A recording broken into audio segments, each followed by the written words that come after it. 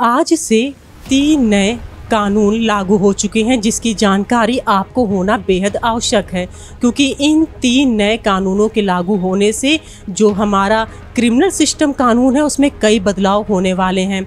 आखिर ये 3 नए कानून क्या है, 1 बाय 1 यानी एक एक करके हमें समझाएंगे प्रमोद कुमार मिश्रा जी, जो कि वरिष्ठ एडवोकेट है।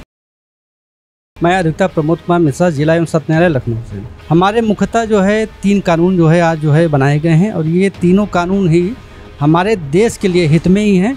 इनको समझने की और आने वाले समय में धीरे धीरे इस पर ड्राफ्टिंग हमको करने की ज़रूरत है, क्योंकि आप ये समझ रहे होंगे 75 साल हो रहे हैं। 75 साल से आपके ये जो कानून बनेंगे हैं आईपीसी, ये अंग्रेज़ों द्वारा बनाए गए थे, उनको हमारे ऊपर इम्प्लीमेंटेशन किया गया था, उसी लागू किया गया था। उसी के आधार पर आज तक की दंड प्रक्रिया संहिता उस पर चल रही थी। इस दंड प्रक्रिया संहिता आईपीसी जिसे हम कहते हैं, इसे जो है सरकार ने दंड की जगह न्याय कर दिया है, ठीक है। दूसरा हमारा है समान नागरिक संहिता। समान नागरिक संहिता को समान न्याय संहिता बना दिया गया है। तीसरा साक्ष्य यानी एविडेंस एक्ट। एविडेंस एक्ट को भी इन्होंने जो है बदलाव करके कुछ इसमें जो सेक्शन थे उनको जो है संशोधित कर, जैसे कि ऐसे सेक्शन थे जिनमें जो है वादकारी कोर्ट तक तो आते थे। आप इसको ऐसे भी समझ सकते हैं कि वादकारी जो 1 साल में जो है निर्णय हो जाना चाहिए। कोर्टों पे इतना बर्डन और इतना आपका जो है पेंडेंसी हो गई है कि एक एक कोर्ट पे एक दिन में 150 रुपये फाइल लगती हैं। वो सुनना भी चाहें तो दिन भर में 12 से 15, 15 से 50, इसके ऊपर कभी वो जा भी नहीं पाते हैं। तो इन्हीं सापेक्ष में इन मुकदमों को हमारी सरकार ने इसको संशोधित करने का प्रयास किया है। हमारे देश में बड़ी समस्या है, किसी के साथ कोई घटना हो जाती है तो वो संबंधित थाने पर, अगर लोकल थाने में चला जाता है तो उसकी बात सुनी नहीं जाती। उसको हमेशा ही कहा जाता है कि आप जो है या हमारे क्षेत्र का दायरे का थाना नहीं है, आप यहाँ जाइए, उधर जाइए, तो पीड़िता हमेशा परेशान होता है। आज इसमें एक संशोधन ये भी किया गया है कि 0 FIR के माध्यम से थानों को या संबंधित अधिकारियों को दिशा निर्देश दिया गया कि 15 दिन के अंदर इनकी FIR को आप लॉन्च करिए और संबंधित थाने को भेजिए। इसके बाद आपको 90 दिन का समय दिया गया है आरोप तय करने के लिए। कोर्ट में भी एक नियम आ रहा है जिसमें कोर्ट साहब को आरोप तय होने में 60 दिन के अंतर्गत इसमें सुन के इस पर जजमेंट देना है। जजमेंट के 7 दिन के अंतर्गत जो है 7 दिन में ही साहब को इसमें निर्णय सुना देना है। सज़ा या प्रावधान या जो भी जिस प्रकार की भी इम्प्लीमेंटेशन होगी वो कोर्ट को सुना के इसको तय करना है। और यदि किसी को लगता है कि हम बेवजह जो है इसमें फंस गए हैं और हमारे साथ न्याय नहीं हुआ है, तो राष्ट्रपति को भी वो 7 दिन के अंदर अपना जो है प्रार्थना भेज सकता है।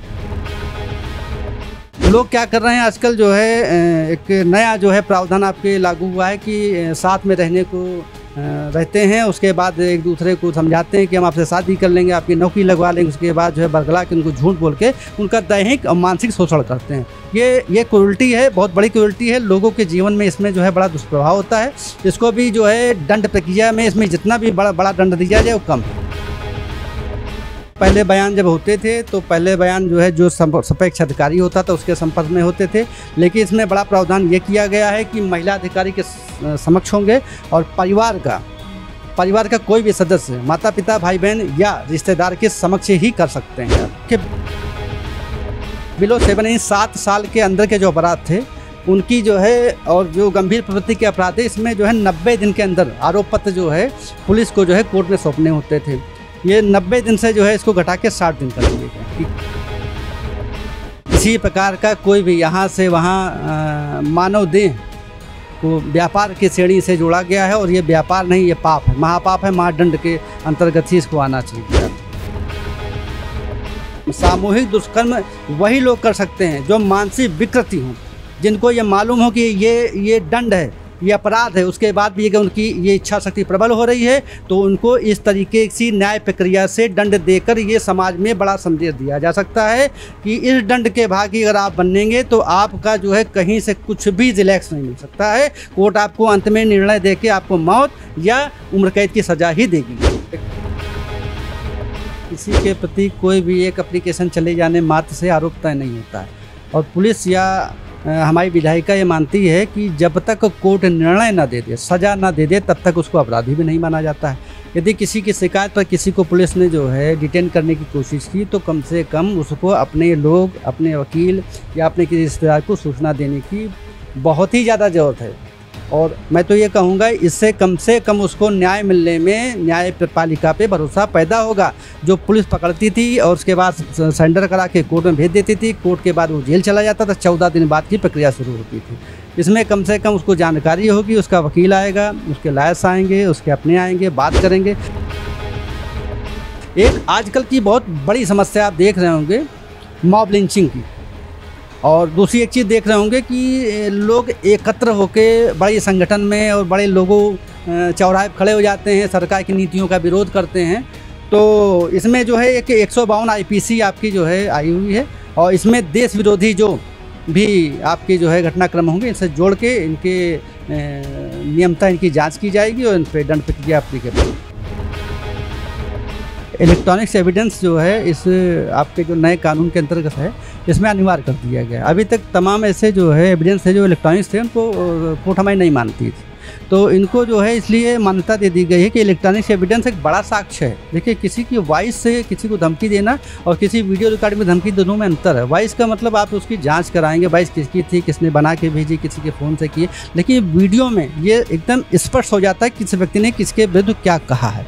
और घटना स्थल पर बिना जाए कोई साक्ष्य इकट्ठा नहीं हो सकता है। साक्ष्य विधि क्या है? साक्ष्य विधि मतलब जो है घटनाक्रम पूरा विधिवत विवेचित होना चाहिए, लोगों के द्वारा इसको बताया जाना चाहिए, जिसे आई विटनेस भी हम कहते हैं, कि क्या घटना हुई थी या बनाई गई है। खास बात ये है कि ना सिर्फ महिलाओं का ख्याल रखा गया है कि जो रेप पीड़िता होंगी उनको हर हाल में जो है परिवार के सामने बयान दर्ज किए जाएंगे, और दूसरा महत्वपूर्ण पॉइंट ये कि जो गिरफ्तार हुआ है वो भी शख्स अपने पसंदीदा व्यक्ति को सूचित कर सकता है कि उसकी गिरफ्तारी हो गई है, ताकि तत्काल उसे फ़ायदा मिल सके। और साथ में ही यह भी है कि जो मामले लगातार कोर्ट में बढ़ते जा रहे हैं उसका टाइम ख़त्म हो तो 14 दिन 10 दिन ऐसी टाइम लिमिट भी तय कर दी गई है, ताकि जो लगातार दबाव बढ़ रहा है मामलों का कोर्ट पे वो भी घट सके। तो यकीनन ये जो 3 नए कानून हैं ना सिर्फ जनता के लिए फ़ायदेमंद होंगे, बल्कि जो कोर्ट है उसमें भी दबाव कम होगा, और जो ज़्यादा से ज़्यादा मामले हैं उनकी सुनवाई हो सकेगी, और